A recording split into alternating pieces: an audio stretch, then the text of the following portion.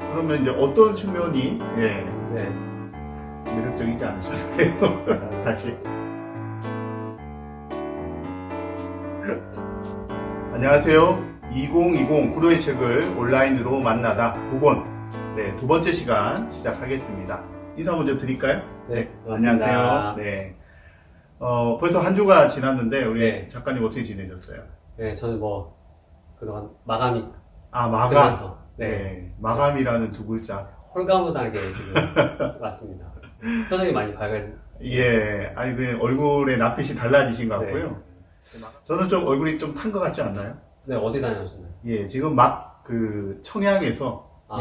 힘겹게 시간 맞춰 올라온 네. 길입니다. 캠핑 다녀왔거든요. 네. 네. 좋으셨겠습니다. 예, 수도권을 조금 벗어나서 조금 한적한 곳에 다녀왔고요. 캠핑 가서 한 거는 다른 게 아니라 오늘 또 촬영을 해야 되니 소리 질러 운동장 한번 더 보고요. 네. 또 이렇게 집에서 볼 때랑 또 나가서 볼 때가 좀 느낌이 달랐어요. 그래서 똑같은 책도 언제 읽느냐 물론 다르지만 장소도 좀 중요하다 생각을 했고요. 좋으신 말씀. 예, 그 해먹에 누워가지고. 네. 네, 일단 오늘 주제는 바로 여긴 이 책이죠. 소리 질러 운동장.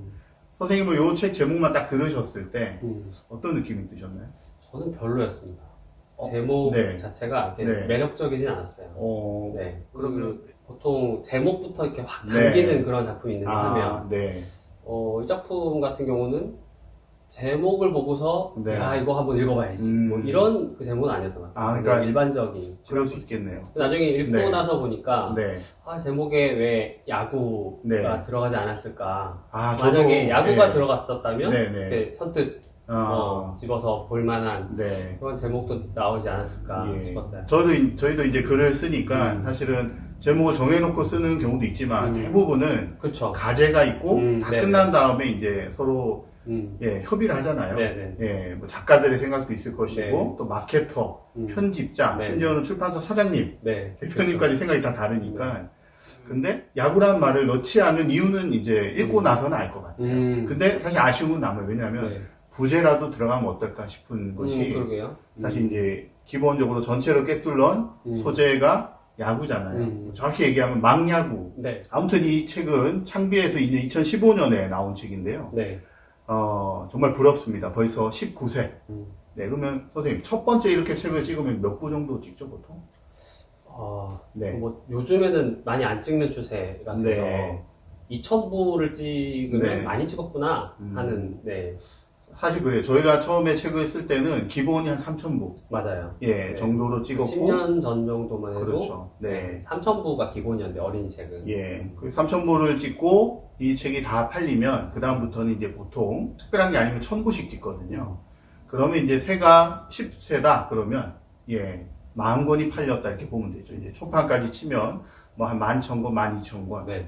그러면 이제 19세까지 갔으니, 모르긴 해도, 2만 명 이상이 이 책을 선택을 했다는 뜻이에요. 그렇죠. 도서관에서 읽으신 분들, 빌려 읽은 사람들까지 친다면 사실 훨씬 더 많아지는 건데, 그래도 19세, 이 정보가 주는 것은, 이것만으로도 읽을 필요가 있다. 대박친 작품이다. 맞아요. 이 책, 읽어보시면서 이렇게 어떠셨어요? 저는 읽기 전에 저희 아이가 딱 지금 적정 연령 때문에 먼저 읽혔어요. 재밌다고 하더라고요. 그래서 기대를 좀 많이 하고 갔습니다. 그래요? 근데 보통 기대를 많이 하게 되면. 그렇잖아요. 맞아요. 실망도 좀. 잘 돼야 본전이고. 그렇죠. 보통 실망을 하게 되는데. 기대만큼이나 좋은 작품이구나. 잘 쓰셨구나. 생각 들었습니다. 좀 부럽더라고요. 어쨌든 이거 야구 얘기잖아요. 네. 그래서 이제 뺄 수가 없죠. 선생님도 야구 좋아하시나요? 저는 아주 좋아한다, 어디 팬이다 하기에는 좀 부족함이 있더라고요. 야구 좋아하는 사람들이랑 얘기를 하다 보면 모르는 게 너무 많더라고요. 좋아한다는 기준이 거의 전문가 수준까지 올라가 마니아 수준. 요즘은 그렇던데요. 하도 이 정보들이 그렇죠. 폰만 이렇게 보면은 바로바로 나오기 때문에 누가 몇 탈 타자고 이런 것들을 쫙 정도는 꿰고 있어야. 맞아요. 구단의 어떤 약사 정도까지도 다 가지고 이야기를 하고요.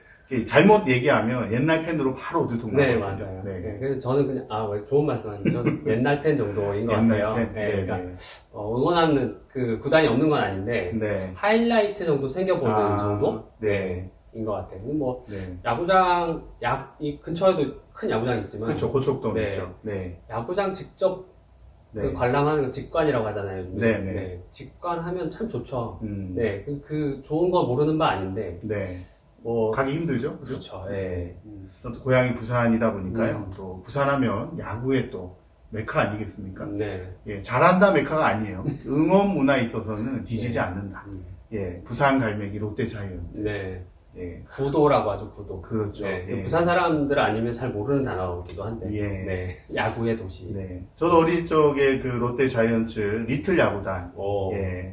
소속이었거든요. 그러면 보이스카웃보다 더 때깔난다는. 그러면 그 옷을 한번 입기 위해서 정말 얼마나 기다려서 그걸 했는지 몰라요. 다른 거 다 필요 없습니다. 그 옷 하나.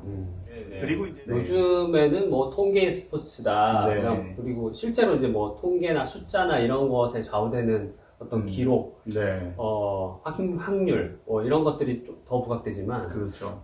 예전에 굉장히 좀 낭만적인 어떤 면이 있었던 것 같아요. 그래서 뭐 미국 영화 같은 데 보면 별 맥락이 아닌데도 야구에 관한 비유 같은 거를 많이 들을 수가 있거든요. 야구 이야기로 된 어떤 뭐 소설의 어떤 장면들 이런 거 굉장히 저 매력적으로 느끼는데 이 책이 그 야구 이야기가 줄을 이뤄서 훨씬 저한테 좀 많이 다가왔던 것 같습니다. 실제로 이 책이 굉장히 좀 여러 가지 상징과 비유들이 많지 않습니까? 그 야구와 관련된 혹시 우린 동아인데요. 소리질러 운동장 말고 또는 혹시 작품 있으신가요? 단연 그 산미 슈퍼스타즈의 마지막 팬클럽 책을 뽑을 수 있고요. 그거 요즘에는 교과서에도 나와요. 맞아요. 중학교인가 고등학교인가 교과서에도 실려 있습니다. 그 지금 뭐 보시는 부모님들은 야구 얘기 좋아하시면 그 책은 꼭 한번 일독을 권하고 싶습니다. 우리 아이들은 소리질러 운동장. 우리 부모님은 산미 슈퍼스타즈의 마지막 팬클럽. 박민규 작가의. 그러면 같이 이야기할 거리들이 훨씬 더 있지 않을까 생각되고요. 그럴 것 같네요. 결국 또 아이들도 그거 보게 되거든요. 그러면 같이 보고 이야기하면 좋을 것 같습니다. 왜냐하면 좀 내용은 소재가 같을 뿐 전혀 다른 형식인데 얘기할 거리들이 참 많거든요. 그 줄거리를 이해를 하려면 등장인물들을 알아야 되는데 여러 명들이 나옵니다. 근데 저희가 이제 그 줄거리 전체를 얘기하는 건 아니니까 특별히 세 사람만 기억하면 좋을 것 같아요. 첫 번째는 등장인물이자 첫 번째 등장하는 인물이자 갈등의 주인공이라고도 할 수 있는 김동해라는 친구가 나오고요. 5학년입니다. 남학생이고요. 그리고 이 아이의 행동을 못마땅하게 여기는 우리 감독님이 있어요. 어느 초등학교인지는 안 나오지만 이 초등학교의 야구부 감독님이십니다. 어른 대표로. 그렇죠. 어른 대표라고 할 수 있고 두 사람의 갈등이 시작이 되고요. 갈등의 원인은 간단해요. 중요한 경기인데 그 중요한 경기의 마지막 순간에 세이브냐 아웃이냐의 문제였는데 모두가 다 세이브다 라고 얘기를 하는데 오직 김동해만이 이거 아웃인데요 라고 함으로써 학교가 경기에서 져버리거든요. 굉장히 중요한 경기였는데. 이렇게 이제 시작하는 내용인데 그 다음 장면 완전히 바뀌면서 또 다른 주인공이 등장합니다. 그의 이름은 여주인공이기도 하고요. 공희주.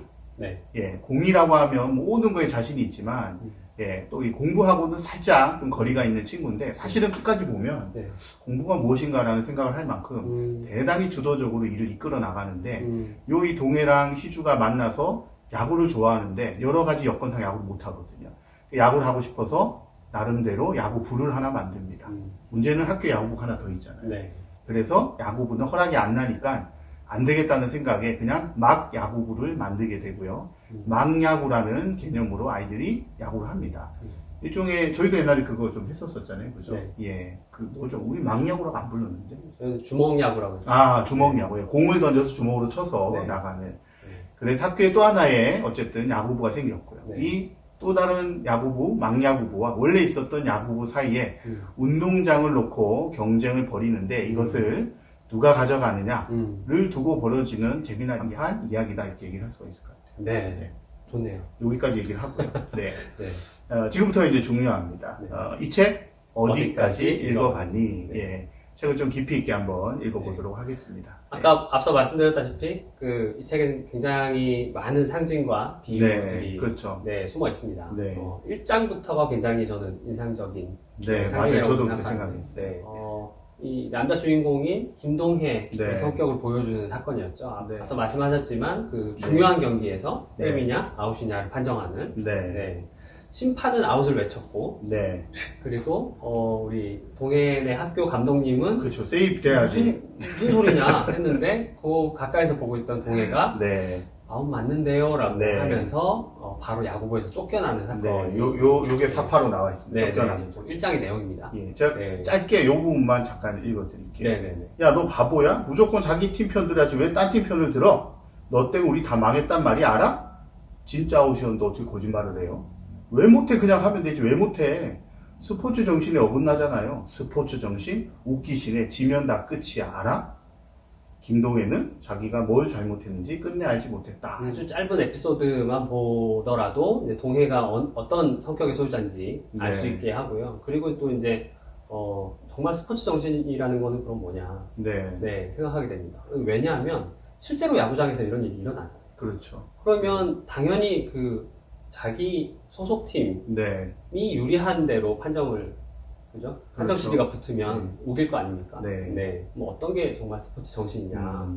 어른들은 생각해 본 적이 별로 없이 당연히 우리 편 유리한 대로 이야기하는 게 몸에 배인 상태라면 아이들 중에는 이런 아이들이 있을 수 있다. 보여주는 거죠. 그래서 이 책이 앞으로 어떤 이야기를 해갈 것인가를 보여주는 에피소드였습니다. 어쨌든 아무튼 이 두 사람은 야구를 하고 싶으니 모여가지고 야구를 하나 더 만들죠. 망야구부죠. 이 망야구부의 또 모집 벽보랑 또 모집을 해서 실제로 경기를 진행할 때 그 경기 규칙이 재밌습니다. 말 그대로 막 모여라. 아무나 막 모여라 인 거고 그리고 경기 규칙도 아무렇게나 막 되는 대로 야구만 하면 된다 는 경기 규칙인데요. 뭐 아이들한테는 아침에 자고 일어나서 잠들 때까지 모든 게 다 안 되는 거에 연속이고 규칙이고 제약이고 근데 보통 그 규칙들 중에는 왜 그게 안 되는 건지가 잘 친절하게 설명이 안 되는 규칙들도 많고요. 감독님이란 분 눈에는 굉장히 이상한 현상이 있습니다. 뭐냐면 평소에는 운동장에 이렇게 애들이 없는데 점점 애들이 북적북적 되더라고요. 아마 이게 실제로 요즘에 학교 마칠 때쯤에 초등학교 운동장 가보신 분들이라면 아실 거예요. 실제로 아이들이 없거든요. 그래서 이 작가님께서 굉장히 좀 관찰을 잘 하시고 문제의식으로 이게 설정하신 게 아닌가 싶고요. 맞아요. 요즘은 운동장이 시민의 공간으로 바뀌었어요. 운동하시는 공간. 아이들이 다시 있어야 돼요. 강아지 데리고 산책들도 하시고. 아이들이 있기는 이렇게 모여 있으면 다만 우리가 하던 그 놀이가 아닙니다. 다른 이유로 모여 있죠.